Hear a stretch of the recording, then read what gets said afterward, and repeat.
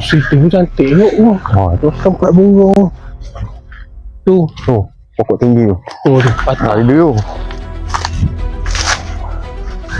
Tengok bawah sekali pejak duri lagi. Aduh.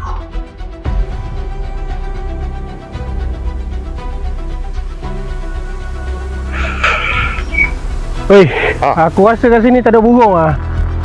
Selalu ada. Kau dapat sama Kita tahan dia tadi lagi, tak ada dapat pun. Aku ada satu tempat pot. Mana pula? Kita pergi kena dengan lemai. Kat lantik lemai banyak burung.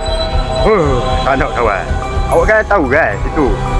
Anak dengan bini dia memang kena bunuh kat situ. Dah kita try sekali, kita pergi try. Tak payah.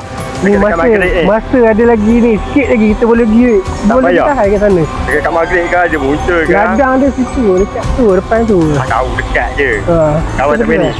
Tak ada ni. Kalau awak nak, awak ambil ni, awak pergi seorang-seorang. Kawan tak berani seorang-seorang. Tapi kalau boleh kita pergi dua orang lah, kita pergi. Kalau pergi berdua pun, Sulaiman memang tak ada. Kalau bini dengan anak dia muncul kan macam mana? Kawan lagi? Ya, Lemon tak ada.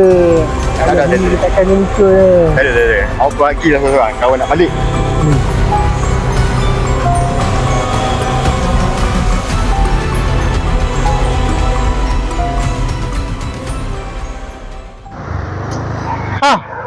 Ni kedai dia.